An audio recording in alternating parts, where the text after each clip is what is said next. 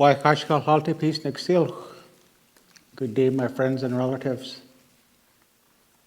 As mentioned, my name is Harvey McLeod, the Elmechum Chief for Upper Nickel Band, Okanagan Nation.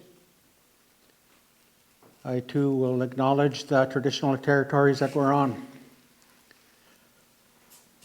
Tonight, the energy has been overwhelming. There's just so much happening. There's a lot of listening. There's a lot of understanding. From the time I walked in the door here earlier this evening. And I'm here tonight to talk a little bit about reconciliation. In the circles that I go around, it comes out of a lot of lips.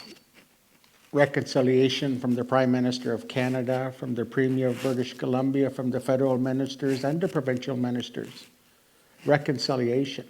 And we ourselves even talk about that. And a lot of the times when they talk about it, I kind of wonder, where are you coming from? What are you talking about? Is it the same understanding that I have of what that means?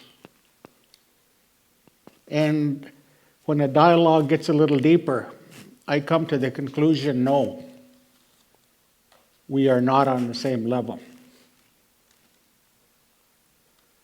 Reconciliation. There is so much, and you heard it here tonight already. It starts here. But it took me a long time to understand that. A long time. You see, back in 1966 in Kamloops at the res school. It was in December. I made a contract with God. I told God, you stay over there and I'll stay over here. You leave me alone and I'll leave you alone and we'll have a really happy life for the rest of my days. And it worked. God did stay over there and I did stay over here.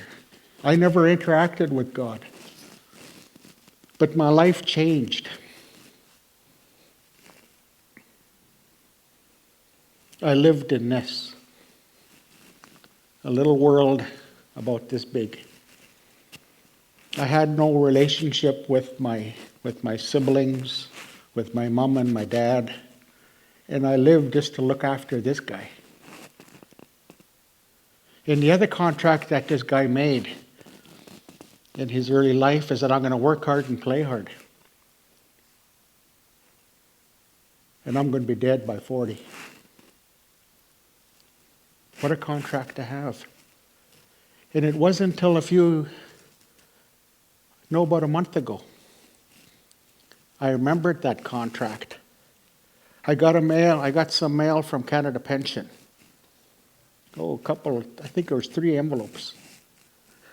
And I opened up the envelope and it says you can apply for your Canada Pension.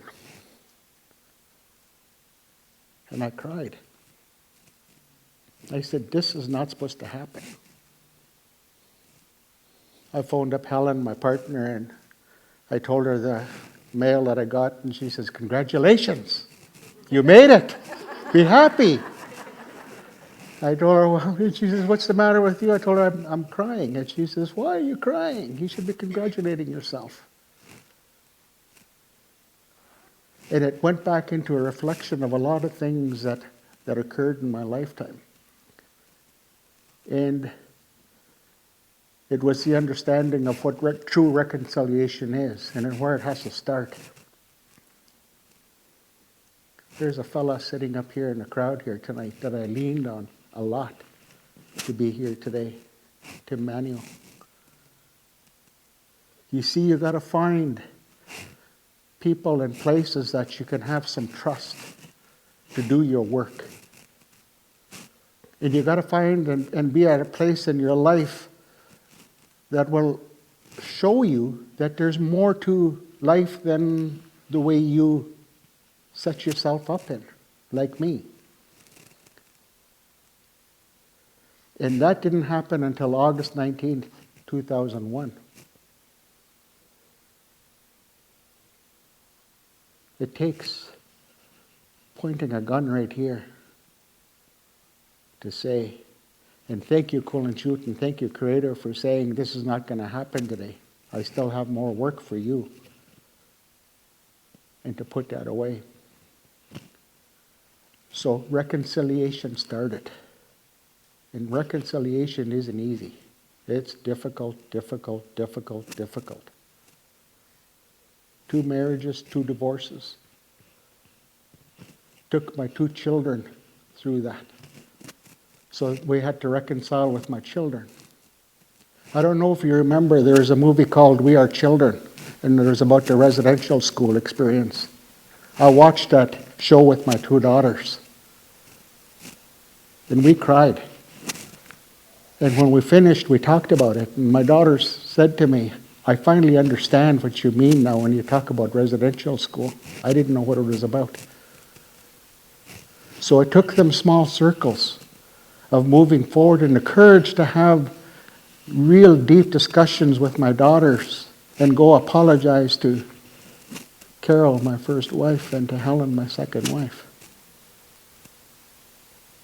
for having to deal with this guy and all his hurt and pain and anger and shame.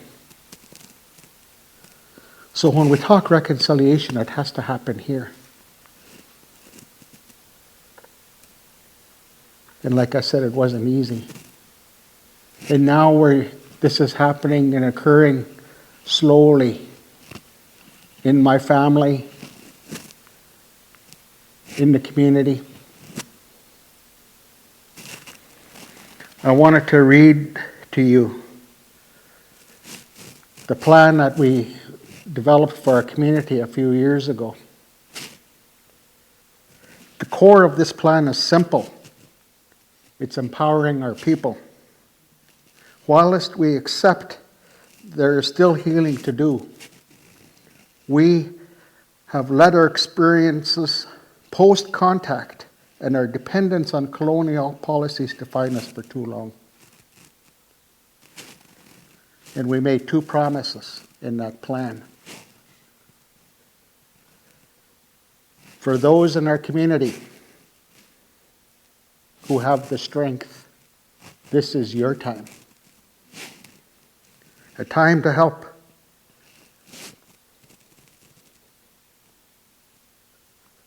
Build our people for the strong and flourishing future that our vision demands. You are the future of our community and are those we will work with to create a different focus and direction that our people, especially our children and our youth, demand and deserve. The second promise. For our members, we need to reconnect with our culture and relearn our stories and teachings. We need to collectively understand how stories like the 4 food chiefs define us and what the lessons are for our past and where we're going into the future. You see, that's where our people are right now. So when we talk to Prime Minister Trudeau, Minister Bennett, Premier Clark, and we ask, what are you talking about when you talk about reconciliation? Is it more funding for us? No. It has nothing to do with that. It has nothing really to do with you, but other than to give us the supports that we need right now to do our work. That's why I mentioned my brother that's sitting up there. He's carried our community a long ways in his values and his teachings that he shares so willingly with the rest of us. So as we go forward,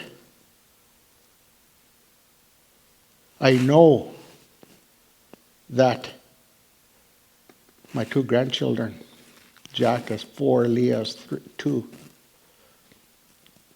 they are going to have so much.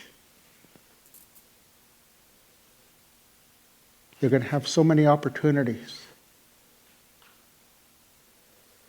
And I'm sharing this because that's the dream that my mom and dad had for me. You're going to have a better life than me. And that's the dream that I had for my children. You're going to have a better life than me. And now that legacy has carried on. You see, when my first grandson was born, when Jack was born 4 years ago, my daughter received her new baby in her arms and holding her baby for the first time.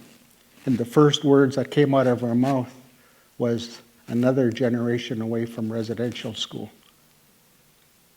The first words. I was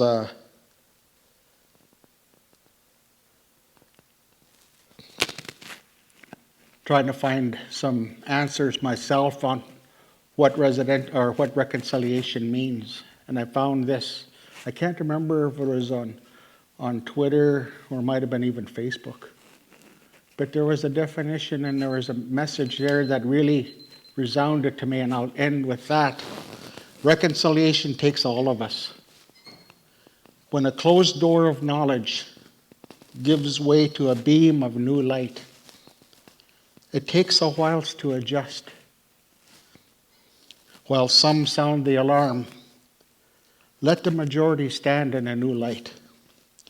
The carnage of the closed mind eclipses the discomfort of an opening one. We're opening our minds. And not only our minds, we're opening our hearts. And we're opening our minds to that this is better. There is more to us being here than what we've experienced in the past. So if we can start with reconciliation there, then everything else will fall into place. So with that, I thank you for listening to me. And White Limlet.